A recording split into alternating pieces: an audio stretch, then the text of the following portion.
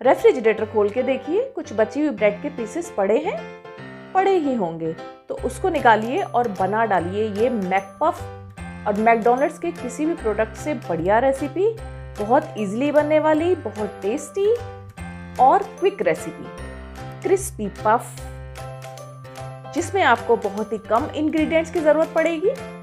मेरी रेसिपीज़ अगर आपको पसंद आती हो तो मेरे चैनल तंदूर्स को सिर्फ बटन दबाकर आपको सब्सक्राइब करना है। और क्विक और इजी रेसिपीज़ होती हैं, इसमें सिर्फ थोड़ी सी ट्रिक्स होती हैं, वो जानने के लिए आपको मेरे वीडियोस एंड तक बिना स्किप किए देखने होंगे। तो आइए बनाते हैं कॉर्न क्रिस्पी पफ, मेरी फेवरेट ब्रेकफास्ट रेसिपी।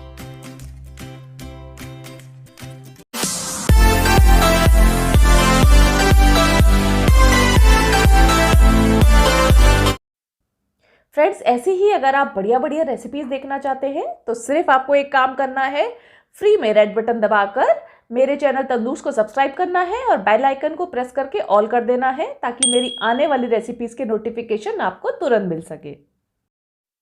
इंग्रेडिएंट्स में सबसे पहले कॉर्न लिया है बॉइल्ड, 2 प्याज लिए हैं, शिमला मिर्च के बीज निकाल लिए हैं, 1 बड़ी मिर्ची ले ली है, 3 छोटी हरी मिर्च ली है मैंने। ये जो मैंने कॉर्न बॉयल किए हैं इसमें नमक और हल्दी डाल के इसको बॉयल किया है मैंने। और उसके अलावा मैंने ये पनीर के पीसेस ले लिए, इसको ऐसे ही छोटा छोटा काट लेंगे। ये सारे इंग्रेडिएंट्स आपको नाप के साथ डिस्क्रिप्शन बॉक्स में मिल जाएंगे। अब मैं इसमें ले रही हूँ ये रखी हुई ब्रेड, मेरे पास पड़ी है जो 3-4 दिन से फ्रिज में रखी हुई है। जैसा कि मैंने आपको बताया कि मैं ये वैरायटी, ये रेसिपी आपको दोनों तरीके से बताऊंगी। अगर आपके पास ब्रेड पहले की रखी है तो भी आप इसको बना सकते हैं, अगर आपके पास ये नहीं है और फ्रेश ब्रेड है तो भी आसानी से बन जाएगी।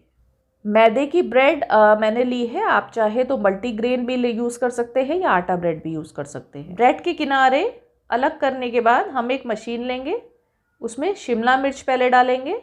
उसके बाद ये सारी जो वेजिटेबल्स हमने ली है, शिमला मिर्च के आप देख सकते हैं मैंने सारे बीज निकाल लिए हैं, और कॉर्न को मैंने नमक हल्दी डाल के बॉयल कर लिया था।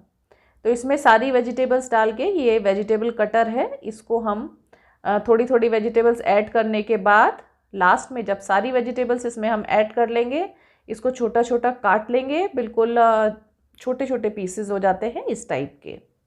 अब इसमें लास्ट में कॉर्न ऐड करेंगे। उसके बाद इस मशीन को एक बार फिर से चला लेंगे, मैनुअल मशीन है, आप चाहें तो इसको हाथ से भी काट सकते हैं। मैंने इसमें नमक ऐड कर दिया है, कॉर्न में पहले से नमक है, वेजिटेबल्स में नमक नहीं है। तो फ्रेंड्स, इसके ऊपर मैं ग्रेटेड काली मिर्च डाल रही हूँ, फ्रेशली ग्रेटेड काली मिर्च मैंने इसमें ऐड की है, आपके पास पिसी हुई हो तो भी आप ऐड कर सकते हैं। ऑरिगेनो मैंने डाला आधा चम्मच। जैसा कि मैं पहले बता चुकी हूँ कि सारे इंग्रेडिएंट्स नाप के साथ आपको डिस्क्रिप्शन बॉक्स में मिल जाएंगे। आधा चम्मच रेड चिली फ्लेक्स डाल दिए मैंने। ये मैं डाल रही हूँ इसमें मेयोनीज। जितना मटेरियल मैंने लिया है, आप जितनी ब्रेड हो, ये जितना भी मटेरियल है वो 5 ब्रेड्स के लिए काफ़ी है। अब इसको एक बार फिर से चला लेंगे तो ये मेयोनीज और जितने मसाले हमने डाले हैं वो मिक्स हो जाएंगे। उसके अलावा जो कॉर्न पीसेस हमने ऐड किए थे वो भी थोड़े थोड़े कट होके इसमें मिक्स हो जाएंगे। अब इसका कटर निकाल लेंगे, अच्छे से एक बार फिर से मिक्स कर लेंगे।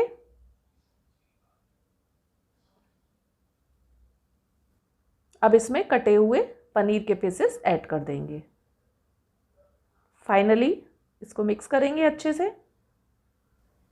लास्ट में थोड़े से कॉर्न पीसेस हम और ऐड कर देंगे इसमें।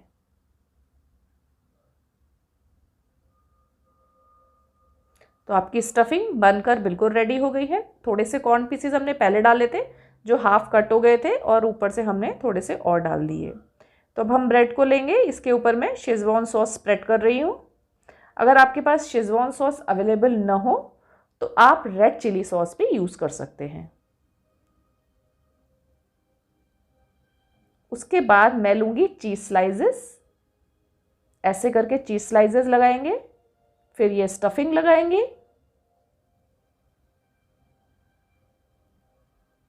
इस तरीके से इसको रोल करेंगे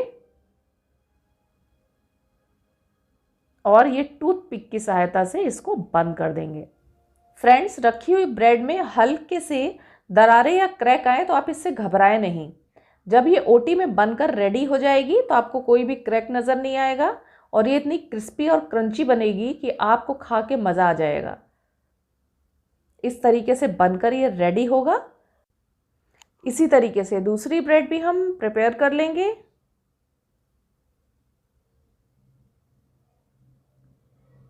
ये तो हो गई रखी हुई ब्रेड की। अब हम फ्रेश ब्रेड की बनाएंगे, उसके बाद इसको ओटी में डालेंगे। ये हो गई फ्रेश ब्रेड की, वही मटेरियल और वही मेथड मैं यूज़ कर रही हूँ फ्रेश ब्रेड के लिए।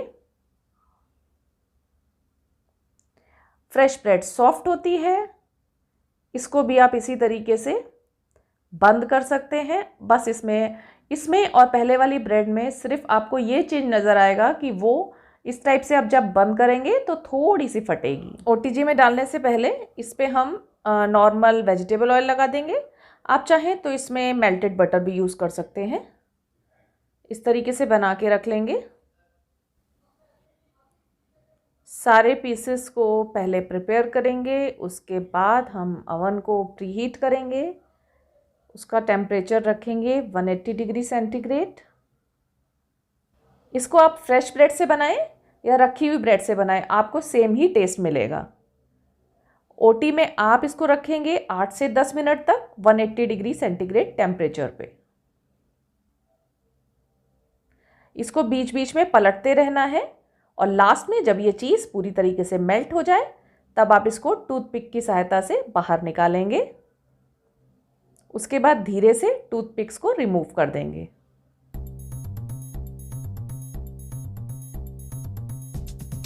ध्यान रखिए फ्रेंड्स, बहुत ज़्यादा देर तक इसको नहीं रखेंगे क्योंकि इसको हमें बहुत ज़्यादा रेड नहीं करना है।